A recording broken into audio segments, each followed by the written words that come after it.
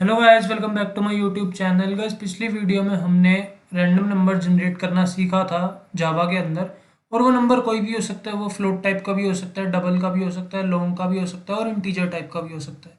तो ये सब हमने पिछली वीडियो में देख लिया था। इस वीडियो में अब हम नया टॉपिक स्टार्ट करने वाले हैं जो कि हमारा होने वाला है स्विच केस। ठीक है। स्विच केस काफ़ी इंपॉर्टेंट टॉपिक होता है जावा के अंदर, और इस टॉपिक के बारे में हम सब कुछ इस वीडियो में पढ़ेंगे। सो प्लीज़ ये वीडियो एंड तक ज़रूर देखें और चलते हैं, स्टार्ट करते हैं और नया प्रोजेक्ट बनाते हैं।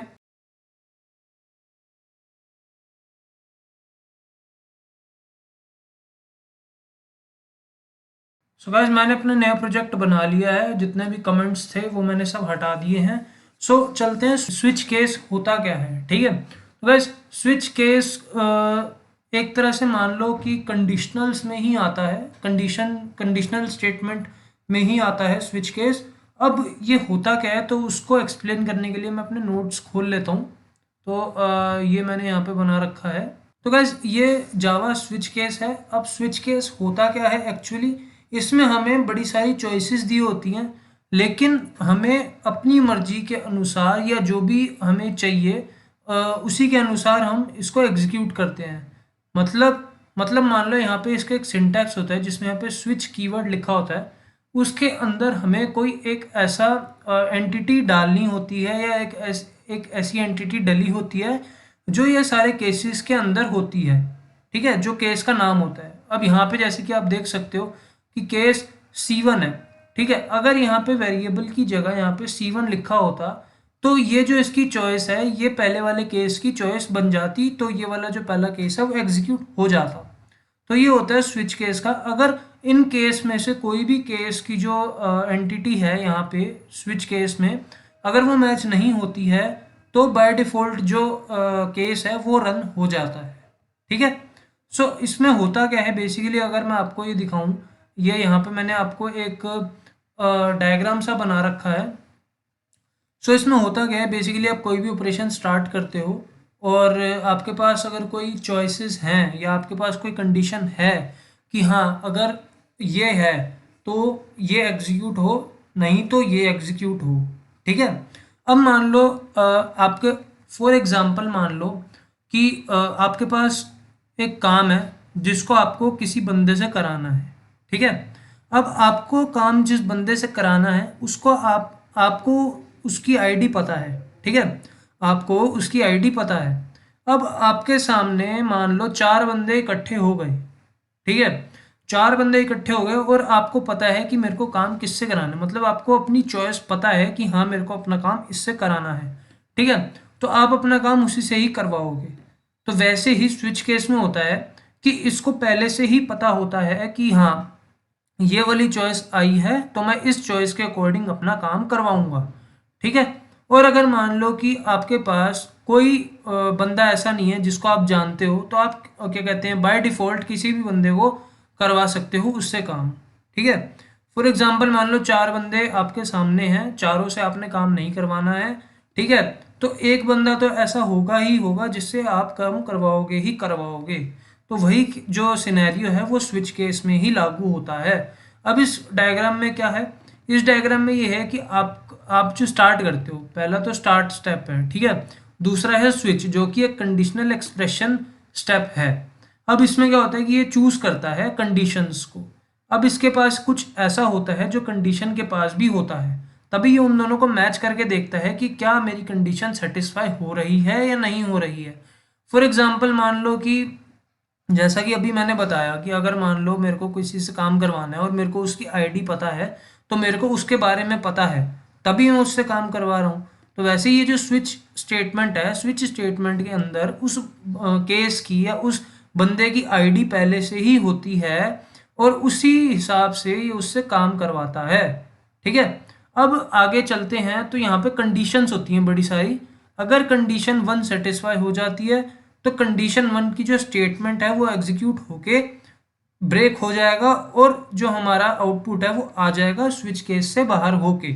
अगर नहीं होती है तो सेम प्रोसीजर कंडीशन 2 के लिए अप्लाई होगा, सेम प्रोसीजर कंडीशन 3 के लिए अप्लाई होगा, और जब तक अगर नहीं होता तो अप्लाई होता रहेगा। और अगर हमारी कोई भी कंडीशन सेटिस्फाई नहीं होती है तो डिफ़ॉल्ट कंडीशन में जाके हमारा जो भी प्रोग्राम है वो एग्जीक्यूट हो जाएगा। ठीक है, सो चलते हैं, इसको हम प्रैक्टिकली इम्प्लीमेंट करते हैं और देखते हैं कि हमें क्या करना है। अब मान लो कि यहाँ पे मैंने एक स्विच केस इम्प्लीमेंट करना है। यहाँ पे मैं कमेंट लगा देता हूँ, स्विच केस इम्प्लीमेंटेशन। ठीक है, सो मेरे को स्विच केस इम्प्लीमेंट करना है यहाँ पे, तो मैं उसके लिए क्या करूँगा। अब फॉर एग्जांपल मान लो मैंने पिछली वीडियो में आपको रैंडम नंबर बनाना सिखाया था, रैंडम नंबर जनरेट कराना सिखाया था। तो यहाँ पे एक काम करते हैं, पहले एक रैंडम नंबर जनरेट करते हैं, तभी मैं आपको अच्छे से समझा पाऊंगा कि स्विच केस होता क्या है। ठीक है, अब यहाँ पे मैं एक काम करता हूँ, यहाँ पे मैं करता हूँ रैंडम क्लास, रैंडम ऑब्जेक्ट बनाता हूँ। ठीक है, रैंडम ऑब्जेक्ट, तो कैसे बनाऊंगा, random RANDOM equals to new random. मैं लिखूंगा नीचे एक इंटीजर टाइप ले लूंगा जो कि मेरा वैल्यू का काम करेगा। ठीक है, वैल्यू वेरिएबल के नाम से ले लूंगा, सॉरी एक वेरिएबल वैल्यू के नाम से ले लूंगा जो कि इंटीजर डेटा टाइप की है। और उसको मैं कैसे काम करवाऊंगा, रैंडम से कॉल करवाऊंगा उसको। रैंडम से मैंने कॉल करवाया और यहाँ पे नेक्स्ट इंट वाला मेथड आया और मेरे को मान लो 5 तक ही केसेस, या मान लो मेरे को 5 तक ही चॉइसेस चाहिए, तो ये मेरे को 5 तक ही रैंडम नंबर निकाल के देगा। ये हमने पिछली वीडियो में देखा था, नो रॉकेट साइंस इन्वॉल्व्ड।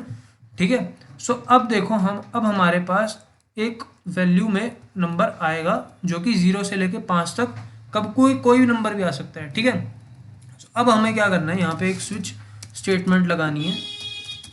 ठीक है, स्विच स्टेटमेंट के अंदर हम क्या डालेंगे, वो नंबर डालेंगे। ठीक है, स्विच स्टेटमेंट के अंदर हम वो नंबर डालेंगे। ठीक है, अब यहाँ पे हम केसेस बनाएंगे। केस 1 अगर आया तो ये एग्जीक्यूट होगा, केस 2 आया तो ये एग्जीक्यूट होगा, केस 3 आया तो ये एग्जीक्यूट होगा। ठीक है, केस 4 आया तो ये एग्जीक्यूट होगा, केस 5 आया तो ये एग्जीक्यूट होगा। ठीक है, ये हमारे पास हो गया। अब एक काम करते हैं, यहाँ पे केस 0 भी आएगा तो केस 0 के लिए भी मैं यहाँ पे कर देता हूँ। ठीक है, केस 0 अगर आया तो ये एग्जीक्यूट होगा। ठीक है, तो 0 1 2 3 4 5 6 हमारे पास केस बन गए। और एक हम डिफ़ॉल्ट बनाएंगे कि अगर कोई भी केस काम नहीं करता तो डिफ़ॉल्ट केस हमारा काम करना चाहिए। ठीक है, सो ये डिफ़ॉल्ट केस मैंने यहाँ पे बना दिया है। सो अब यहाँ पे हम एक काम करते हैं कि system dot out dot print line, इसके अंदर हम लिखेंगे कि आउटपुट इज़ 0। ठीक है, और वैसे ही हम सब में ये प्रिंट करवा देंगे।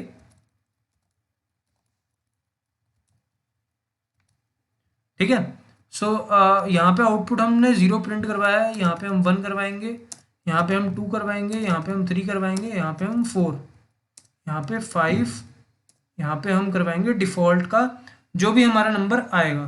ठीक है, ठीक है, सो अब लगाते हैं यहाँ पे नीचे ब्रेक भी लगाएंगे। ब्रेक हम इसलिए लगाएंगे क्योंकि हर एक केस के एग्जीक्यूशन होने के बाद दूसरा केस का कोड एग्जीक्यूट ना हो जाए, उसके लिए हम यहाँ पे ब्रेक स्टेटमेंट का इस्तेमाल करते हैं। ठीक है, ब्रेक में आपको डिटेल में किसी वीडियो में बताऊंगा कि ब्रेक का इस्तेमाल अभी हम क्यों कर रहे हैं। तो ब्रेक का इस्तेमाल अभी हम सिर्फ इसलिए कर रहे हैं कि सिंपली दूसरा केस का कोड रन ना हो जाए। ठीक है, फॉर एग्जांपल मान लो कि अगर केस 0 का कोड रन हो गया है और वो एग्जीक्यूट हो गया है तो किसी और के केस का कोड एग्जीक्यूट ना हो। ठीक है, अब यहाँ पे 5 वैल्यू तक इंटीजर रैंडमली आता है। तो देखो अभी आया आउटपुट 1 क्योंकि ये वाला कोड जो था, ये वाला कोड एग्जीक्यूट हुआ। अब अगर मान लो मैं इसको दोबारा रन करता हूँ तो आउटपुट 2 आया, अब ये वाला केस एग्जीक्यूट हुआ। अब मैं इसको दोबारा रन करता हूँ तो आउटपुट 0 आया, ये वाला केस एग्जीक्यूट हुआ। ठीक है, वैसे ही अब आउटपुट 3 आया तो ये वाला केस एग्जीक्यूट हुआ। अब आउटपुट अगर मान लो कोई भी आता है 2 आता है तो फिर दोबारा से वो वाला केस एग्जीक्यूट हुआ, और अगर आउटपुट 3 आता है तो ये वाला केस एग्जीक्यूट हुआ।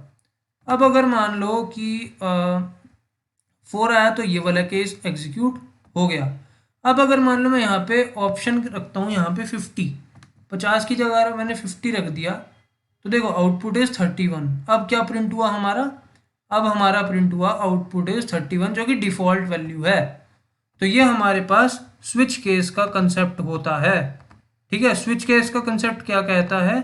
स्विच केस का कंसेप्ट ये कहता है कि सर आपके पास पहले ही कोई एक वैल्यू आएगी जिसके बेसिस पे आपने अपना कोड एग्जीक्यूट करवाना है। वो वैल्यू कौन सी आएगी? वो वैल्यू आएगी यहाँ पे वैल्यू वाले वेरिएबल के अंदर। ठीक है, पहले से ही आपके पास एक वैल्यू होगी जिसको देख के आपने सारे केसेस को एनालाइज करना है, ये सारे केसेस को ट्रेवर्स करना है, और बाद में आपने देखना है कि आपकी जो कंडीशन है वो कहाँ सेटिस्फाई होती है। ठीक है, जहाँ आपकी कंडीशन सेटिस्फाई होगी वहाँ आपका कोड जो है वो एग्जीक्यूट कर जाएगा। और अगर आपकी कंडीशन कहीं भी सेटिस्फाई नहीं होती है तो आपका जो डिफ़ॉल्ट केस था वो एग्जीक्यूट हो जाएगा। ठीक है, सो इतना सा ही था आज की इस वीडियो में। स्विच केस इम्प्लीमेंटेशन हमने देख ली है, ये कोई ज़्यादा मुश्किल बात नहीं है। और पिछली वीडियो में आपको याद होगा कि हमने लैडर इफ एल्स के बारे में देखा था। सो लैडर इफ एल्स और स्विच केस में बस इतना सा फ़र्क है कि उसमें हम कंडीशंस देते हैं, इसमें हमारे पास चॉइसेस होती हैं। ठीक है, सो अभी के लिए इतना ही गाइस, मिलते हैं नेक्स्ट वीडियो में। Till then I will see you next time.